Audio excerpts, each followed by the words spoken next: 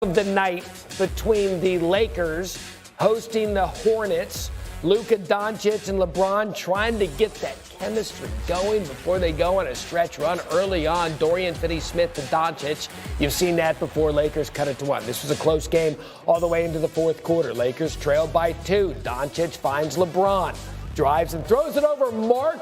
Look at how aggressive this was. Quick behind-the-scenes story. Remember they were supposed to trade for Mark Williams? And remember Williams failed the physical? Yeah. Bronny's like, wow, look at my dad. Game tied at 80. After the Hornets answer with the 3, LeBron step back over Williams, tied at 83. Under 3 minutes left in the fourth. Hornets down 2. Look at LaMelo just make Luka look like a noon game at the Y. Just crosses him over, ties it at 90 again. Now Lakers down 1. Rui Hachimura with the miss. Luka down low, bucket, board. 14 points, 11 rebounds, 8 assists. Lakers take a lead by 1. Under 20 seconds to play now. Melo. Oh, that is so good. Charlotte up 4. So 12 seconds left. Lakers need to get a bucket to stay in this one. Guess who? LeBron. Lakers down 1. Here's the sequence. 6 seconds left in the game. Hornets up 3. Redick drawing up a ball play. Will it be Luka or LeBron? Answer 1, LeBron. Miss. Rebound. Answer 2, also LeBron. Also a miss.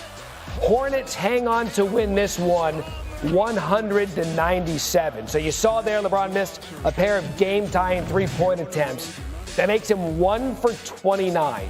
Just 3.4% on potential game-tying or go-ahead field goal attempts in the final 5 seconds of the fourth quarter overtime since joining the Lakers back in 2018-2019. Here's LeBron and Luka postgame talking about that final play. What's it like to be the guy inbounding the ball versus the guy taking the shot? Yeah, I mean, it's both ways. You know, he had it going, so obviously we're going to go to him. I think it go both ways. So one time it's going to be him, one time me. So I think it depends how the games go. You run the set that the coaches, where JJ draws up. You execute it and we executed. We just didn't make it. All right, Wendy and Shams here to break down all things Lakers and NBA. And I think Wendy, at some point, all of us, because of what happened with the trade, are waiting for Luka to be the guy to take the final shot of a game. Last night it wasn't. It was LeBron. Surprised or not surprised? Not at all. In fact, I don't think this was much of a decision for J.J. Redick. Luka Doncic just doesn't have his legs under him right now. He was 1 of 9 shooting threes in this game. He's 5 of 24 on 3 since he came to the Lakers. LeBron, as we just saw, had hit a couple of threes down the stretch. It generated a very good open look. In fact, Charlotte defense on the play was terrible. They haven't even been in this situation that many times this year. I don't even know. They probably should have fouled. But I understand why the question is there. The bigger thing is how Luka is going to get better integrated. His conditioning is still an issue. He was in foul trouble. They were targeting him defensively down the stretch to the point where J.J. Redick actually had to take Luka off the court defensively in some possessions down at the end of the game.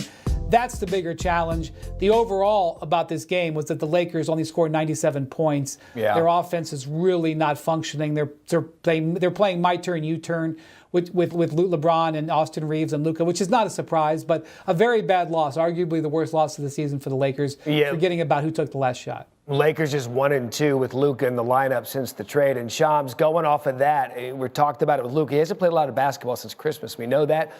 Wendy just said a moment ago, doesn't appear to have his basketball legs under him just yet. We had the All-Star break. So how far away is Luka from being 100%? Matt, Luka Doncic obviously is still working himself into basketball shape. And let's remember that he's played 3 games since Christmas. And that calf injury, which had become worrisome in the eyes of the Mavericks, that calf injury had sidelined him for the most significant point of his entire career. And so he's rehabbed it. Obviously, he's back on the floor now, and I think we're going to see gradual steps. But you think about in Dallas, the offense, everything was really tailor-made for him. He had the ball in his hands a lot. His usage rate is down from upwards of 36% over the last several seasons to about 32% with the Lakers. And so it's going to take him some time. And I think what I've kept hearing around Luka Doncic over the last couple weeks is the word shell-shocked. And just that's been the vibe around him ever since the trade. And I think once he gets a rhythm, a routine, and gets his legs under him and gets into basketball shape, I think that's when we'll see Luka Doncic perform the way we're accustomed to. And that kind of begs the question, Wendy, how long is that going to take? How long is that rhythm going to take? What do you need to see from them going forward? Because this was a move, I know, big picture, win in the long term with Luka Doncic, but LeBron only has so many miles left in that tank, and so you're hoping that this duo can put it together at some point here in the near future to go on a run. Well, I don't think they need to share. I think Luka needs to take over and be the Luka from Dallas. That's who he's going to be. And we keep saying LeBron, but this is also about Austin Reeves. Austin Reeves was a driving force for this team. The 5 games in a row that they won before Luka joined the lineup, Reeves was averaging 26 points. In the 3 games since, he's averaging 15. He got ejected from this game last night, which was a big factor in this game. So, but I think they need to get Luka back to the guy he is. His point totals are way down, and it may be Tuesday against the Mavericks. That game in LA on Tuesday, that may get Luka going. I almost think it can't get here fast enough. Yeah, you playing against his former team. He's definitely going to have some emotion in that one, but you just wonder, when is he going to take that next step for the player that we saw lead the Mavericks to the NBA Finals last year? Gentlemen, much more with you coming up in just a bit here on Get Up, but let's move now to the NFL. The turnovers, the Lakers had 18 as a team. He had 6 of them, so a third, tying his season high for turnovers in a game this season. 5 of those came in the first quarter alone. As promised, Brian Windhorst back with us this morning. Wendy, good to see you again. 5 of the Lakers' next 6 opponents, West playoff teams right now. So how critical is this stretch for LA? Yeah, they're obviously, in a tenuous position in the standings, losing ground after they were so good before the break. But as you watch them play, Gary, the opponent is secondary right now. Their biggest opponent is kind of themselves as they work on getting their offense back on track. Ideally, you look at this stretch, 2 games with the Jazz, a game with the Hornets, and a game with the Trailblazers, and think they'll kill that. But they split the Jazz games. They lose to one of the worst teams in the league in the Hornets last night. And yeah, it's the Blazers, but they've won 6 consecutive home games, and they get the Lakers on a back-to-back. And then you go to Denver, where you've lost 12 of the last 13 against the Nuggets. So it's a bit of a challenging time. I would just caution not to overreact to how the Lakers play over this next week. I almost think that game with Dallas could be a good thing because it will fire Luka up because he's playing a little tentative so far. Sure. At Portland, at Denver, and then 5 days from now, it's the rematch against his former Mavericks in LA on February 25th. You mentioned the Nuggets. They've won 8 straight. What are you seeing with this team just a couple seasons removed from a championship? Well, obviously, Nikola Jokic is putting up MVP numbers again, but the reason that they've hit this hot streak is Jamal Murray getting back to the Jamal Murray that we saw in the playoffs a couple of years ago. Yep. He had a real sluggish start to the season, but during this win streak, he's just been dynamic. He had 55 in his last game before the break. He's had 3 30-point games in the 8-game win streak.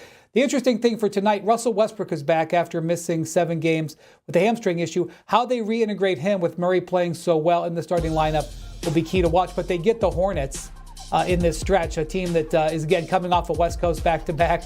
I like Denver's chances of continuing the streak tonight. And then their favorite team to play in the entire world on Saturday night in home on ABC against the Lakers. So the Denver Nuggets are feeling good about themselves, and they're going to be definitely looking forward to these next couple of games to reintegrate Westbrook. Third in the West, looking up right now to the Grizzlies, who are in that second seed, and then everybody looking up, of course, to the Thunder. Wendy, let's run through the rest of the West. We got Kevin Durant and the Suns taking on the Spurs, who could be without Wemby tonight. He's doubtful with an illness. Phoenix won the only previous matchup between these two teams earlier in the season, back in December. Wemby had 15. KD left the game in the second quarter with an ankle injury. And here's a look at the West standings as presently constructed. The Suns and the Spurs, both just on the outskirts of the play-in, both with an uphill climb down the stretch. Per ESPN Analytics, the Suns have the 3rd most difficult remaining schedule, while the Spurs, they rank 5th, which basically begs the question, Wendy, how would you characterize the current state of each of these teams? And let's start with San Antonio. Yeah, it's kind of a sneaky big game tonight. San Antonio was able to make a major upgrade to their roster at the trade deadline because they heard that De'Aaron Fox was available, and within like 4 days, they execute a trade for him. That is as big of an upgrade as you can get. They didn't give up any of their core pieces to do it. And so now, regardless of whether they make the play-in or not, the second half of this season will be about Fox and Wembanyama establishing a rapport together. I would expect Fox to sign a big contract extension in the summer. It was pretty much understood that was the way it was going to go. So no matter what happens, that's what you're watching with them. It's the exact opposite for Phoenix. The Spurs got their business done super fast. Phoenix tried for weeks to upgrade their roster, specifically trying to figure out a way to trade for Jimmy Butler, and then trade away Kevin Durant. They weren't able to do anything because they're in the second apron and they're hampered. I can't explain, Gary, why this team is under 500. You look at their pieces and parts, they should be better. They aren't getting a great production from a lot of guys, but it's unexplainable to me that this collection of talent is performing at this level. And as you mentioned, they have a tough schedule. This is almost a must-win game for them tonight, especially if Wembanyama doesn't play. They're not going to get many games like this coming up. Yeah, they're on the road for their next 4 games. They don't play back at home in Phoenix for the next week. Windy, much appreciated. Thanks for